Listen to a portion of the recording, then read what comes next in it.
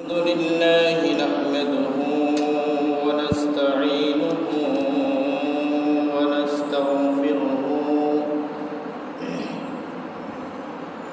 ونؤمن به ونتوكل عليه ونعوذ بالله من شرور أنفسنا ومن سيئات أعمالنا من يهده الله فلا مضل له ومن يضلله فلا هادي له ونشهد أن سيدنا وسندنا وحبيبنا وطبيبنا ومولانا محمدا عبده ورسوله الذي أرسله بالحق بشيرا ونذيرا وداعيا إلى الله بإذنه وسراجا منيرا أما بعد فقد قال الله تبارك وتعالى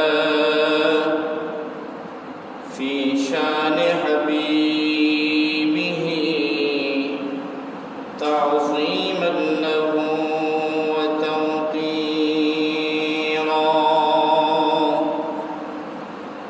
أعوذ بالله من الشيطان الرجيم إن الله وملائكته يصلون على النبي يا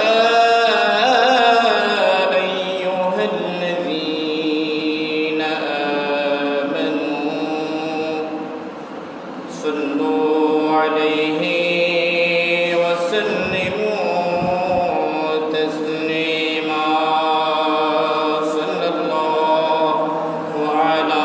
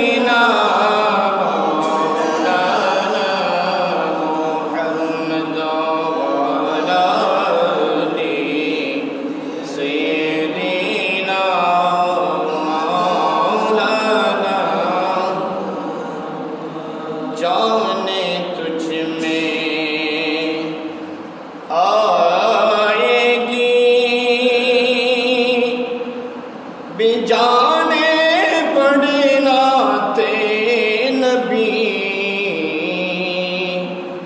हक ताला होती ही पढ़ता नाते दर्शाने रसूल अल्लाहुम्मा सल्ली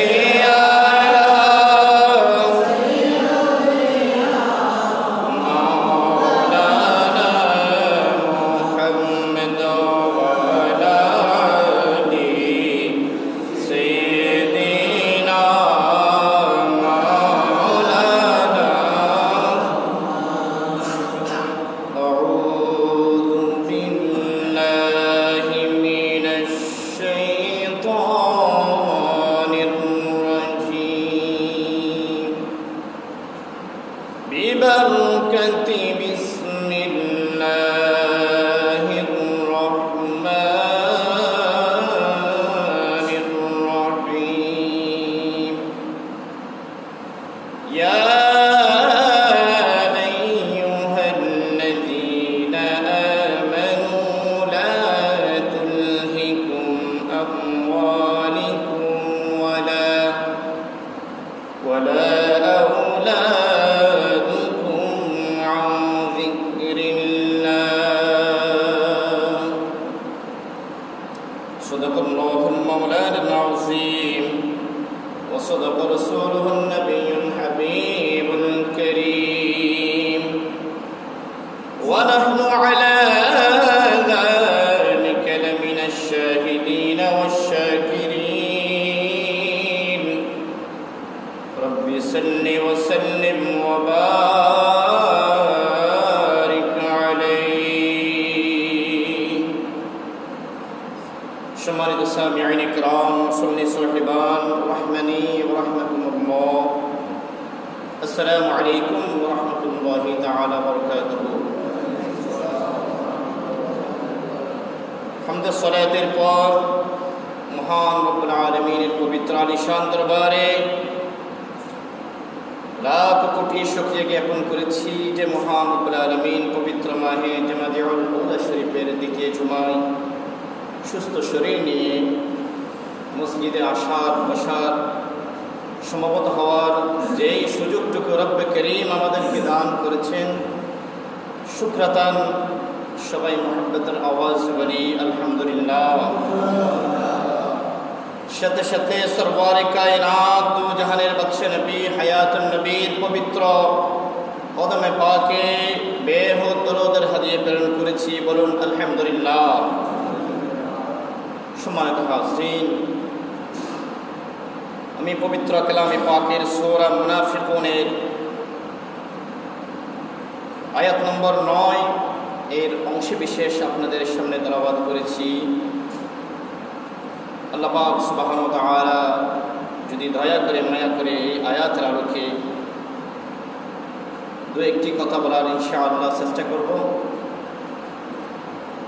এই আয়াতের ব্যাখ্যা এবং তরজমা শুনে যথাযথভাবে আমল করার রব্বে করিম আমাদেরকে তৌফিক দান করুক সবাই বলুন আমিন সম্মানিত হাজরিন আল্লাহ পাক সুবহানাহু ওয়া তাআলা পবিত্র কালামে পাকে বলেন ইয়া আইয়ুহাল্লাযীনা আমানু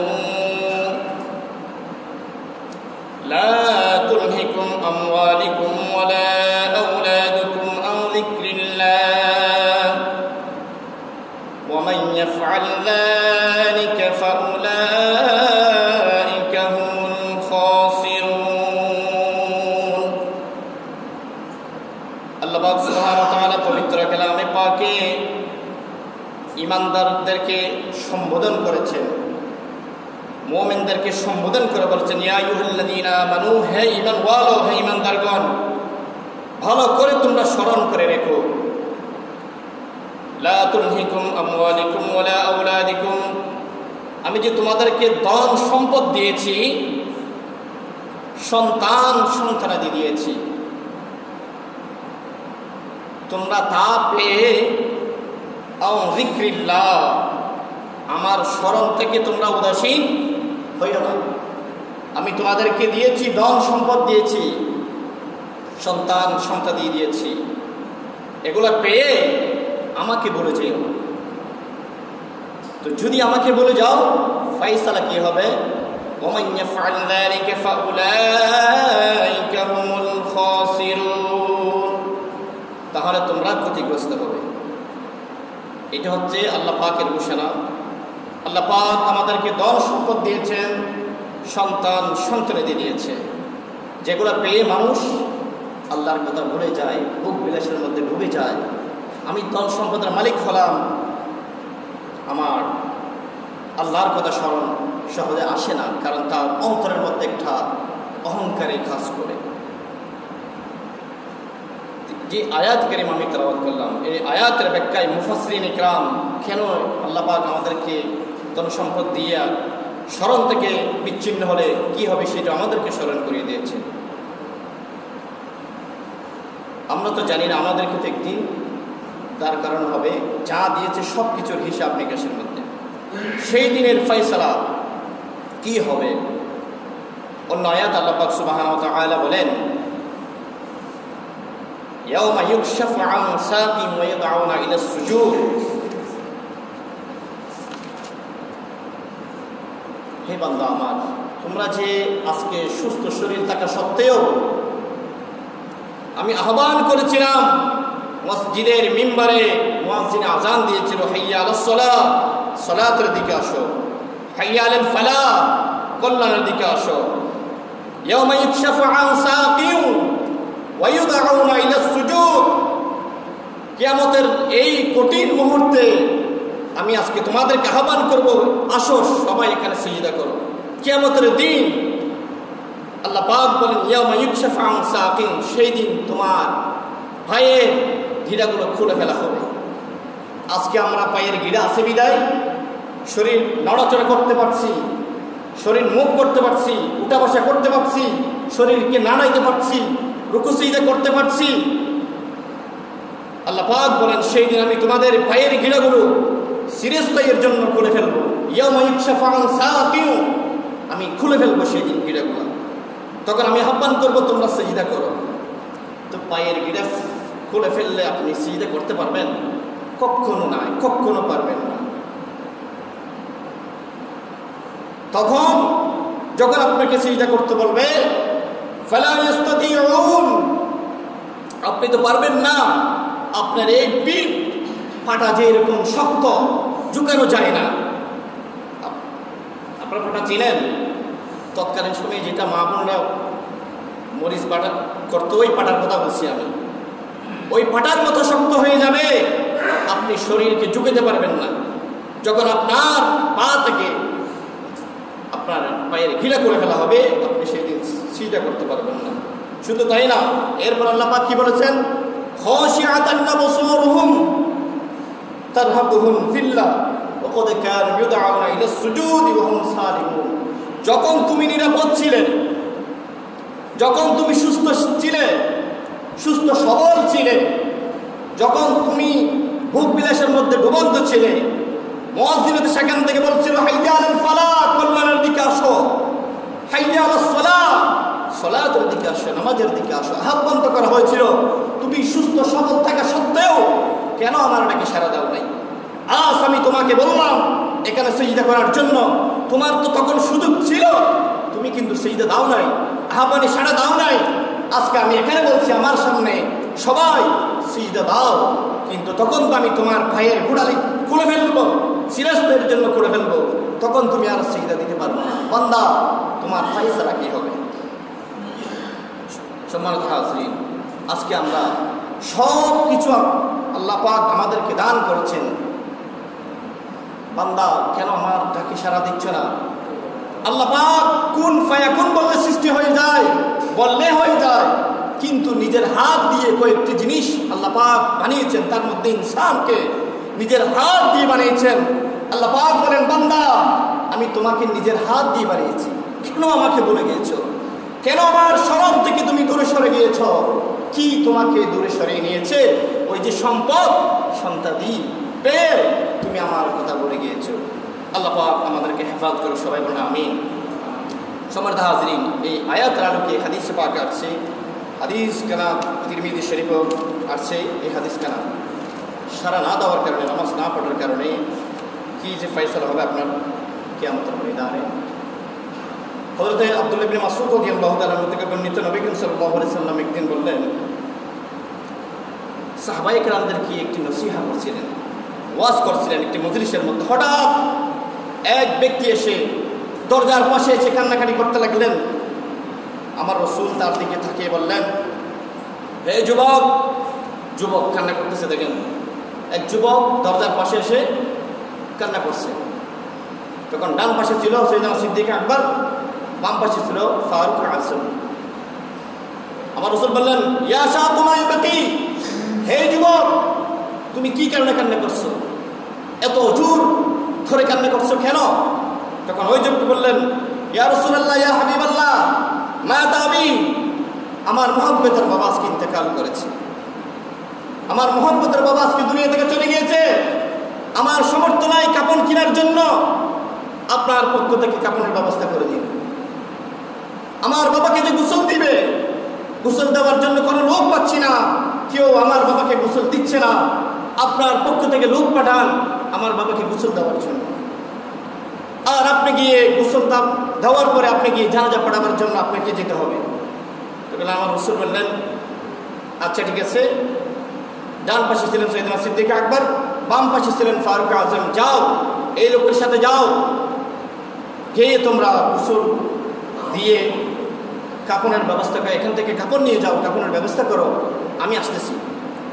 এই কথা বলতে বলতে হঠাৎ তারা গিয়ে যখন ওই চাদর যখন উঠানো হলো, তার মুখ থেকে চেহারা থেকে যখন উঠানো হলো, দেখতে পেলো এই মানুষের সুরত নাই, এই মানুষের সুরতটা কালো বর্ণের হয়ে শুকরের মতো হয়ে গিয়েছে। সবাই বললেন আউযুবিল্লাহ। সাইয়েদনা সিদ্দিক আকবর দেখে তো আশ্চর্য হয়ে গেলেন। তখন তারা তাড়াহুড়ো করে রাসূলের দরবারে চলে গেলেন, ইয়া রাসূলুল্লাহ আপনি কোন জায়গায় পাঠিয়েছেন, কোথায় আপনি পাঠিয়েছেন? যার কাছে পাঠিয়েছেন তার চেহারা তো মানুষের চেহারা নেই, তার চেহারা তো শুকরের চেহারা হয়ে গিয়েছে। তখন আমার রাসূল তাড়াতাড়ি চলে আসলেন, ওই ময়্যিতের সামনে এসে দেখতে পেলেন ঠিকই চেহারা কালো বর্ণের হয়ে আছে, শুকরের মতো হয়ে আছে। আমার রাসূল হাত আল্লাহর দরবারে দেওয়া, আল্লাহ উনি তো গুনাহগার হলেও আমার উম্মত, আপনি মাফ করে তার চেহারা আগে যেভাবে ছিল সেভাবে আপনি ফিরিয়ে দেন। সবাই বললেন সুবহানাল্লাহ। উনি যদি গুনাহগার হলেও আমার উম্মত, আপনি আগের মতো তার চেহারা ফিরিয়ে দেন। তখন আমার রাসূল জানাজা পড়াই ফেললেন। জানাজা পড়ানোর পরে উম্মতকে শিক্ষা দেওয়ার জন্য একটি কথা বললেন, সবাইকে জানাজার মধ্যে যারা উপস্থিত হয়েছে সবাইকে সামনে নিয়ে ওই যুবককে সামনে ডেকে এনে বলেছিল, হে যুবক, এটা উম্মতকে শিক্ষা দেওয়ার জন্য এই কথাটা বলছিল, কাউকে হেনস্থ করার জন্য নয়, উম্মতদেরকে কিয়ামত পর্যন্ত শিক্ষার জন্য বলেছিল। ফাকাল আইয়ু আমালা কানা ইয়ামালু আবুকা, তোমার বাবা তোমার পিতা এমন কি আমল করেছে, এমন কি কাজ করেছে যার কারণে আজকে মৃত্যুর পরে তোমার বাবার চেহারাটা শুকরের চেহারার মতো হয়ে গিয়েছে, এমন কি কাজ করেছে? তখন ওই যুবক বললেন, ইয়া রাসূলুল্লাহ ইয়া হাবিবাল্লাহ, আমার বাবা দুনিয়াতে জুলুম করে নাই, অত্যাচার করে নাই, চুরি করে নাই, ডাকাতি করে নাই। আমার বাবা কি করেছে? কানা তারিকুস সালাত, 5 ওয়াক্ত নামাজকে তরক করেছে। সবাই বলেন নাউযুবিল্লাহ। তাহলে নামাজ তরক করার কারণে যদি মৃত্যুর পর চেহারাটা কালো বর্ণের হয়ে যায়, শুকরের মতো হয়ে যায়, আমরা কয় ওয়াক্ত কাজা করছি, কয় ওয়াক্ত না পড়ছি একেবারে খবরে নাই, নামাজ কিন্তু আমরা পড়ছি না। শুধু তাই না, আমি সংক্ষেপে বলে যাচ্ছি, সকল সাহাবায়ে কিরামদেরকে সামনে নিয়ে শিক্ষার জন্য আমার রাসূল বলেছেন, ইয়া আসহাবি উযুর, হে আমার সাহাবীরা ওই ময়্যিতের দিকে তাকাও, ওয়া হালা মান তারাকাস সালাতা, নামাজ তরক করার কারণে আজকে তার এই অবস্থা হলো। আমি আমার উম্মতদেরকে কিয়ামত পর্যন্ত শিক্ষা দিয়ে গেলাম, কিয়ামতের ময়দানে যখন তাদেরকে উঠানো হবে, যারা বেনামাজি, যারা নামাজ পড়ে নাই, যারা নামাজকে তরক করেছে, কিয়ামতের ময়দানে তাদের চেহারাও কালো হয়ে যাবে। আমার রাসূল কিয়ামত পর্যন্ত উম্মতদেরকে শিক্ষা দেওয়ার জন্য এই কথাটা সাহাবায়ে কিরামদেরকে সামনে নিয়ে বলেছিলেন সেদিন। আজকে আমরা কয় ওয়াক্ত নামাজ পড়ছি? আমাদের নামাজ যে চলে যাচ্ছে, আমরা সেদিককে কর্ণপাত করছি না। শুধু তাই না, দুনিয়ার আমি যে কোরআন পাকের আয়াতে কারিমা তেলাওয়াত করেছি, দুনিয়ার সম্পদ পেয়ে, সন্তান সন্ততি পেয়ে আমরা যে আজকে পাগল পারা হয়ে যাচ্ছি, কাল কিয়ামতের ময়দানে না তো কেউ কারোর জন্য হবে না। ইয়াউমা ইয়াফিররু, সেই দিন আপনাকে ফেরারি আসামি বানানো হবে। একজন পাপিষ্ঠ বান্দার ঘটনা দিয়ে শুরু করতে চাই। এক পাপিষ্ঠ বান্দা সেই দিন যখন আল্লাহ পাক বলেন ওয়া তাকুনুল জিবালু কাল-ইহনি, পাহাড় পর্বত সমূহ সেই দিন রঙিন পশমের মতো চূর্ণ বিচ্ছিন্ন হয়ে ভেঙে চুরমার হয়ে যাবে। কিয়ামতের ময়দানে যখন কেউ কারো হবে না, ইয়াউমা লা তামলিকু নাফসুন লিনাফসিন শাইআ, যেই দিন কেউ কাউকে ডাকার সুযোগ হবে না, বাঁচাবার সুযোগ হবে না। সেই দিন যখন বান্দারা পঙ্গপালের মতো এইদিক আর ওইদিক ছুটাছুটি করবে, তখন ভাই ভাই থেকে পালাবে, মা বাপ সন্তান থেকে পালাবে। ইয়াউমা ইয়াফিরুল মারউ মিন আখি, ভাই থেকে ভাই পলায়ন করবে, ফেরারি আসামির হয়ে ফিরবে। সেই কারো কেউ হবে না। উম্মিহি ওয়া আবি, মা বাপ থেকে সন্তান পালিয়ে যাবে, চিনবে না সেদিন। আজকে সন্তানের জন্য আমরা কতই না কিছু করছি, লক্ষ লক্ষ টাকা তাদের জন্য ব্যাংক ব্যালেন্স করে যাচ্ছি, দালান চলে যাচ্ছি। ওই সন্তান আপনি কি একটু ভেবে দেখছেন কিয়ামতের ময়দানে আপনার কোনো উপকার আসবে? কখনো নয়। শুধু তাই না, সেদিন বলবে ওই গুনাহগার উম্মতদেরকে যখন সামনে যখন তাকে আনা হবে, তার সামনে যখন জাহান্নামের আযাব যখন দিয়ে আসবে, আল্লাহর কাছে বলেছে আল্লাহ ওই জাহান্নামের আযাব তো আমি সহ্য করতে পারবো না, আপনি আমাকে জাহান্নামের আযাব থেকে বাঁচাও। আল্লাহ ডাকবে আসো, তুমি তো জাহান্নামের আযাব থেকে বাঁচতে চাচ্ছ, জান্নাতে যেতে চাচ্ছ, আসো তোমার আমলনামা দেখাও, তোমার আমলনামা দেখাও। যখন তার আমলনামা যখন দেখানো হবে, দেখতে পায় সেখানে গুনার গুনাহ, নেকি একটি মাত্র নেকি আছে। আল্লাহকে বললেন আল্লাহ আমার যদি শুধু একটি মাত্র নেকি থাকেও, আমার বিশ্বাস আজকে এই কঠিন মুহূর্তে যখন কেউ কেন হচ্ছে না, এই কঠিন মুহূর্তে আমার বিশ্বাস যাদের জন্য আমি 60-70 বছর পর্যন্ত নিজে না খেয়ে খাওয়াইছি, সারাদিন পরিশ্রম করছি, ওভার টাইম করে সময়ের বেশি টাকা বেশি উপার্জন করার জন্য তাদের জন্য কষ্ট করেছি, আমার বিশ্বাস আজকে এই কঠিন মুহূর্তের মধ্যে তারা আমাকে সহযোগিতা করবে, আমাকে তারা নেকি দিবে। আল্লাহ পাক বলেন যাও গিয়ে দেখো তোমার সন্তান, তোমার বউ বেটি, তোমার মা বাপ তোমাকে দেয় কিনা তুমি একটু দেখো।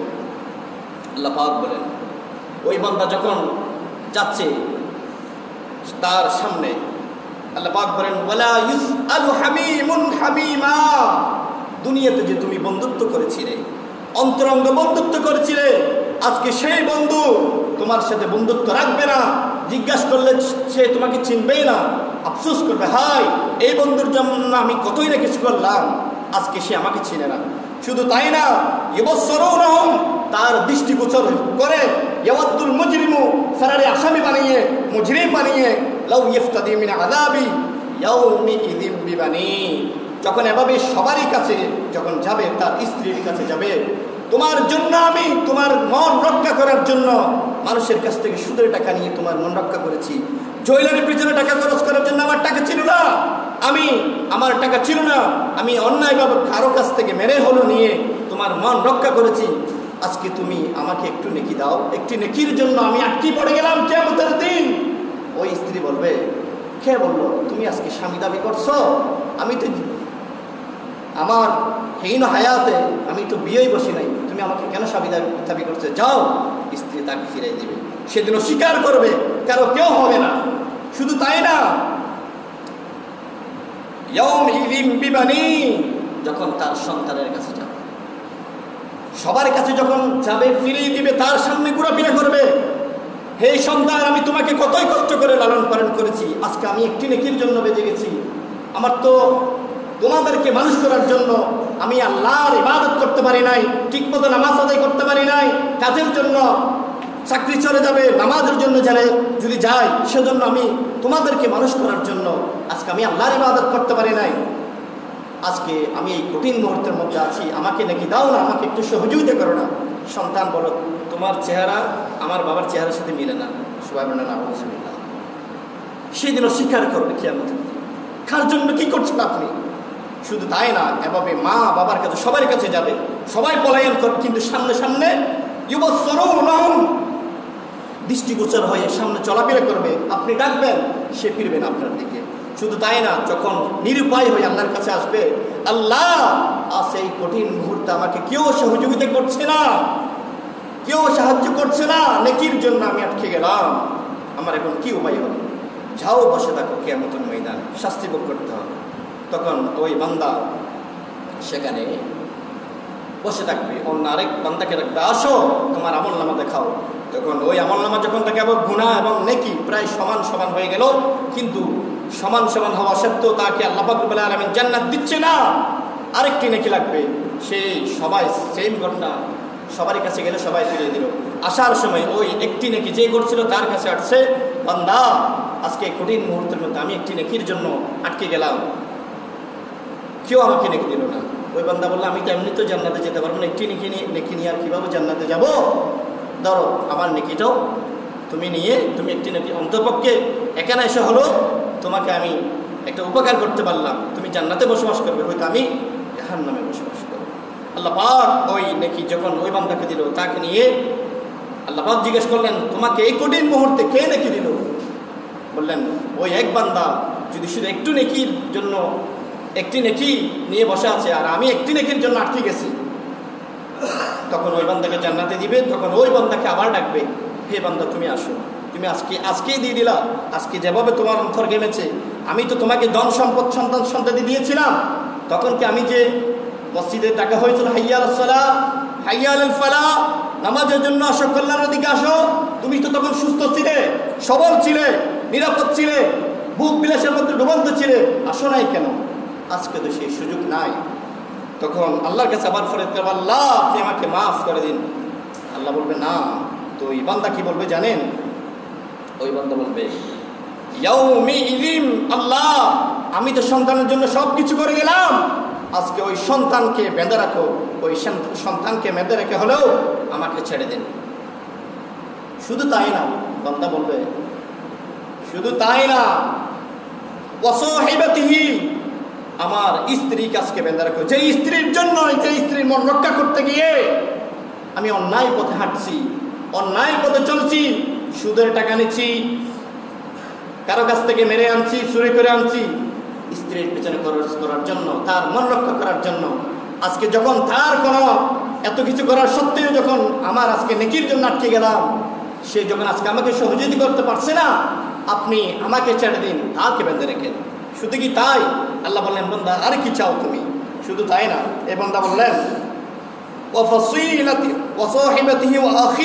শুধু তাই না, আমার ভাইকে মানুষ করার জন্য, আমার ভাইকে মানুষ করতে চেয়েছিলাম, ডাক্তার বানিয়েছি, ইঞ্জিনিয়ার বানিয়েছি, আজকে আমার ভাইকে চালানোর জন্য আমি এত টাকা খরচ করেছি, লক্ষ লক্ষ টাকা খরচ করেছি, ভাইকে মানুষ করেছি, বিদেশে ছিলাম, আজকে সেই ভাই আমাকে চিনে না, এই ভাইকে বেঁধে রেখেন, আপনি আমাকে ছেড়ে দেন। শুধু কি তাই? আল্লাহ বললেন, ওই বান্দা বললেন, ও ফাসিলাতিহি আল্লাতী তুযি আমার যে আত্মীয় স্বজন রয়েছে, 14 গোষ্ঠী রয়েছে, ও ফাসিলাতিহি আল্লাতী তাদেরকে বাঁধো। তো যারা আমাকে কি দিয়েছিল? আশ্রয় দিয়েছিল, আশ্রয় দিয়েছিল। আমি যে ডাকাতি করে আসছিলাম, আমি যে কারো কাছ থেকে উল্টাপাল্টা করে টাকা মেরে গিয়ে সিগনেচার করে আসছিলাম, সে আমাকে প্রশ্রয় দিয়েছে, সে আমাকে বুদ্ধি দিয়েছে, সে আমাকে অপরাধ থাকা সত্ত্বেও আমাকে বারণ করে নাই, তুই অপরাধ করছো সেই কথা বলে নাই, আমাকে হজম করেছে, আমাকে বাছাই নিয়েছে। আজকে তাদেরকে বাঁধো, আমাকে ছেড়ে দাও।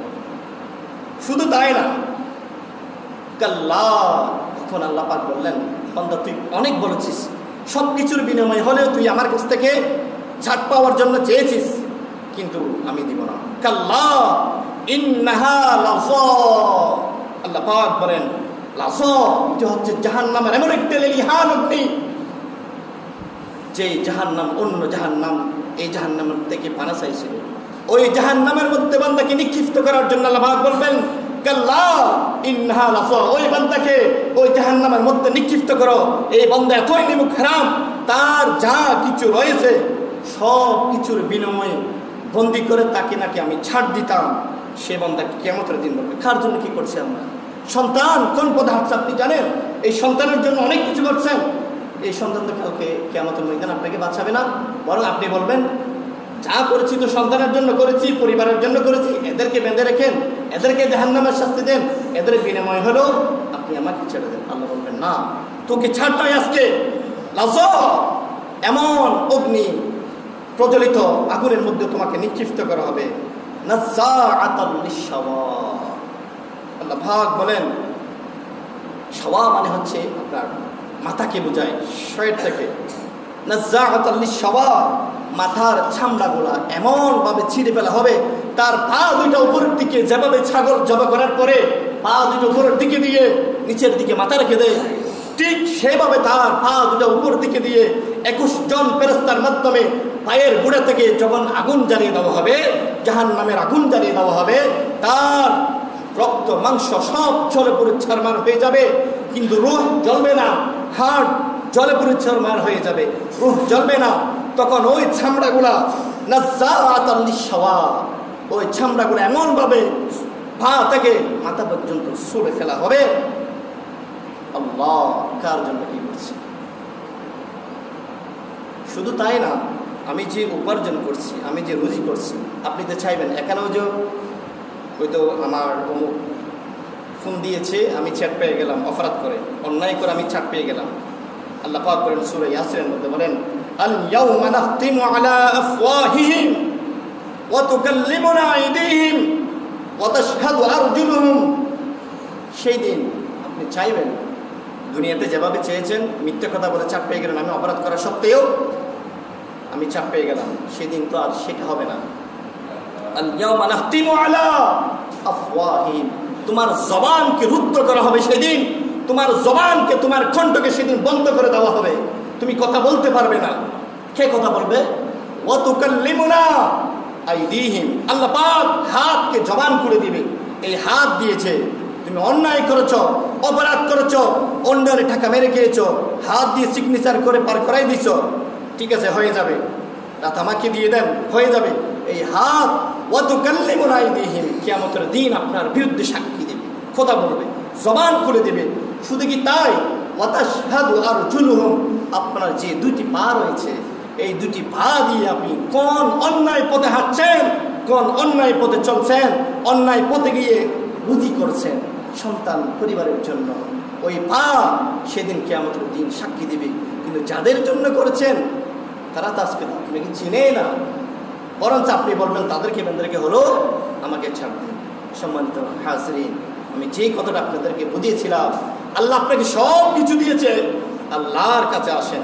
যে বান্দাকে আমি নিজের হাতে বানাইলাম, বান্দা আমি আরশ বানাইলাম, কুরসি বানাইলাম, জান্নাত জাহান্নাম পৃথিবী, আমি বললাম কুন ফায়াকুন, হয়ে গেল, আমার খুশি লাগে না। আমার শুধু খুশি লাগে কখন? বান্দা যখন রাতের গভীরে এসে তাহাজ্জুদ গুজারি হয়, যখন দুই চোখের পানি ছেড়ে দিয়ে আমাকে ডাকে, আমি সাথে আসমানের নিচে এসে ওই বান্দার ডাকে সাড়া দেওয়ার জন্য আমি প্রস্তুত হয়ে যাই, তখন আমি খুশি হয়ে যাই। আমার তখনই খুশি লাগে, বান্দা কেন আমার কাছ থেকে তোমরা দূরে সরে পড়েছো? সম্পদ পেয়ে এই সম্পদে কোনো